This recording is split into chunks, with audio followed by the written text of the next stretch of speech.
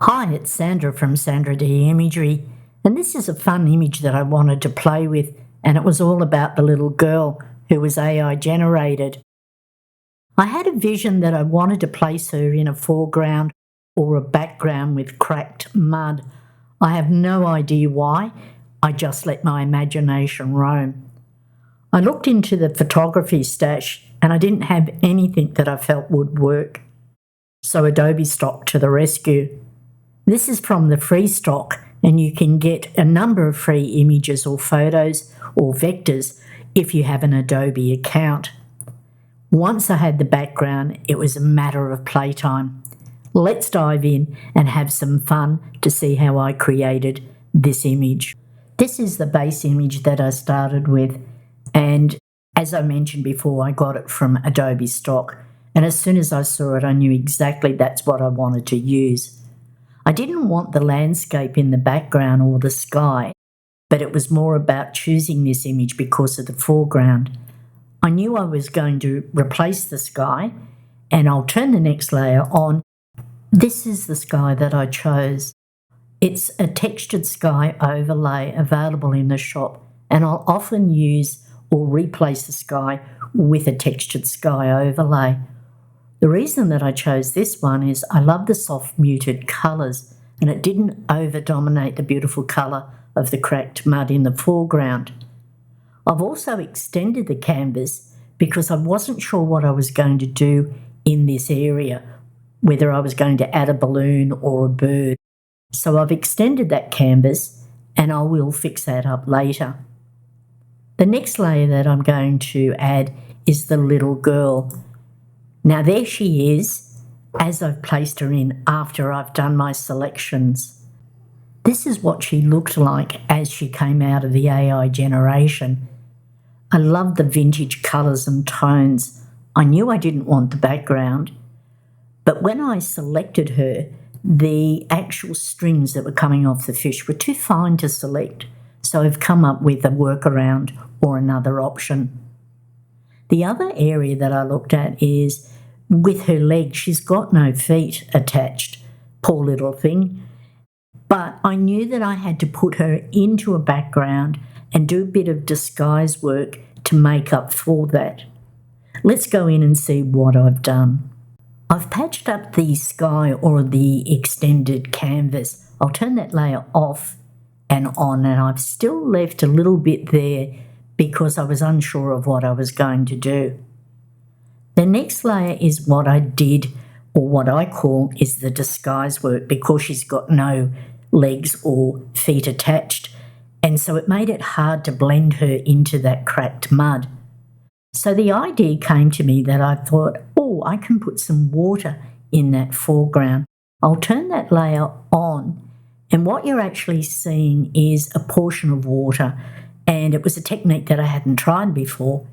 Like anything, if I'm not sure, I'll go and experiment, but I'm going to turn this layer on and show you what my idea was. Firstly, I'll go up to the blend mode and I'll change that to normal, and I'll disable this mask. And you can see that I placed water in that foreground. And at first I thought that's exactly what I'm after, but I didn't like it. It just seemed disjointed. So this is when I've experimented. I'll turn that layer on. I'll come back to the actual image, and I'll change the blend mode to darker colour. And when I looked at this, I thought, I like the way that water is just subtly in front of her, giving the illusion of water and dryness with the cracked mud. The next two layers is where I did the actual workaround for the strings. Now I'm going to zoom up and show you what I've actually done with these. So let's have a little look. And you can see that there's some of the strings attached there from the original selection, and I've got rid of them later. But what I'm going to do is turn on the next layer, and there's the rope, and I've duplicated that layer, and there's the other rope. I found them in the creative stash, and I've used them in a number of my composites. I've stopped and looked and thought, what else can I add to the image? And I tried a house on the horizon, I actually put some little tufts of foliage around in the cracked mud, but nothing seemed to work. And so at this point I thought I'm going to go with a very simple composition and work on the colour grading. And when I get stuck, I'll often go into my creative stash and have a look to see what I've got and to see if anything sparks an idea. And the next layer, and I'll just turn that on, was this little newspaper or paper boat. And I thought that's exactly what I'm going to use. It's quirky, but it worked. I've used the transform tool to give it a little bit of an angle, so I'll just turn on the transform tool. And what I've done is I've given it a little bit of angle with those double-headed arrows, just to give it that what I call jaunty look. At this stage, I've got all the elements that I think it needs, and all I need to do now is work on the colour grading. The next layer that I'm going to turn on is where I've applied a preset. I'll just turn that layer on. And I went into Camera Raw, went into presets, and I chose one from a vintage. And I love the contrast of the blue. It's got a touch of cyan in the sky, and it's still got that rustic look in the foreground with the mud.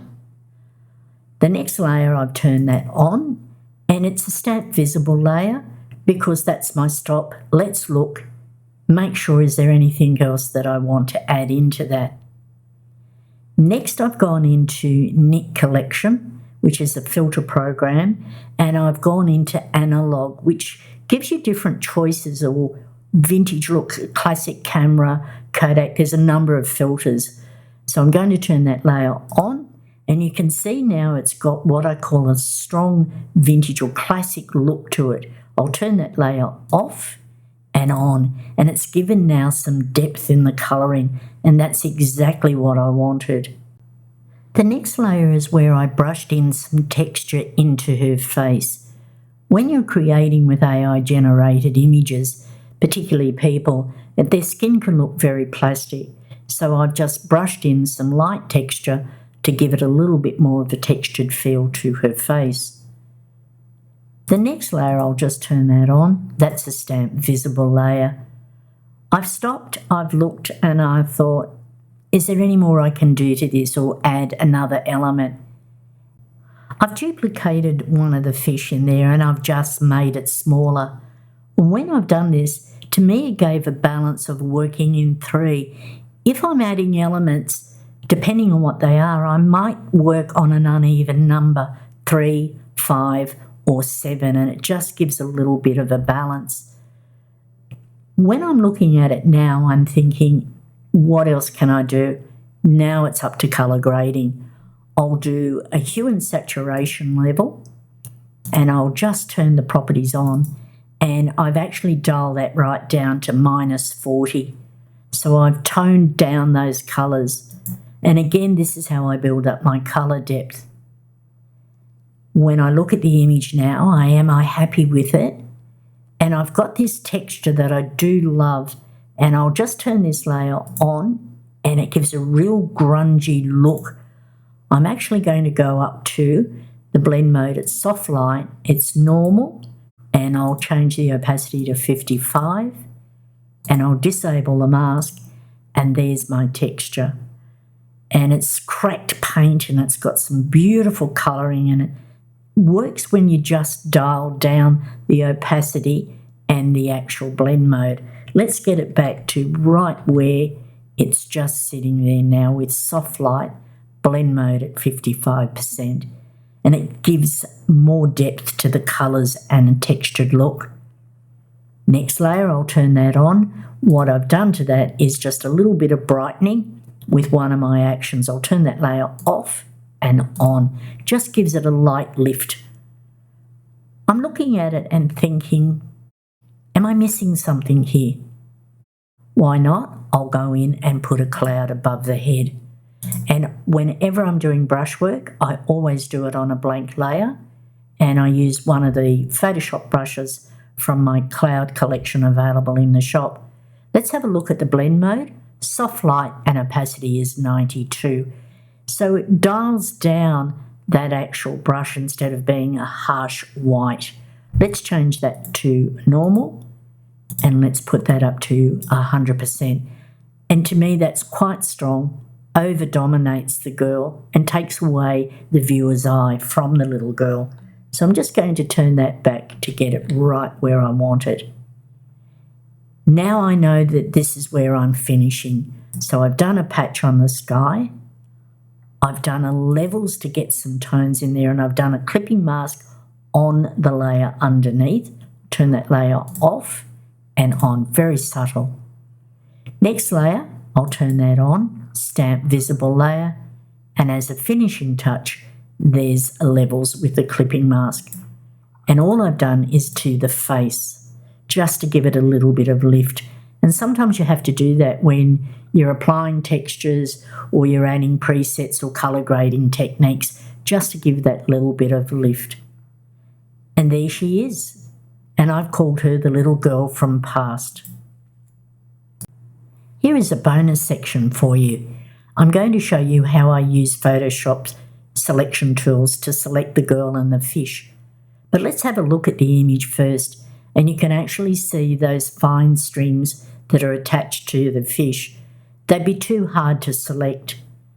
So there's several ways that you can fix this. One is when you've selected the girl and the fish, put it on your background, you can draw in those strings using a paintbrush or another tool, or if you have any rope or string in your creative stash, like I did, I use them as the workaround. Now when I'm selecting this element out from the background, I let Photoshop do the majority of the work for me in its selection tools. So what I'm going to do is make sure that I've got my contextual toolbar open, and I can choose select subject or remove background. Generally, I'll go for select subject first, and we'll see what Photoshop selects. And one tool may not work and another tool may. It just depends on the image.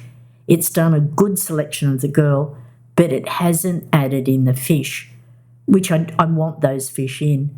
So what I'm going to do is deselect, and I'm going to choose remove background, and let's see what Photoshop does. It's removed the background, but it hasn't got the fish in it, which is what I wanted. So if those two selection tools don't work, then I'll go to this one. I'm going to actually undo and just get it right back to where we have that background. So I'll delete that layer mask.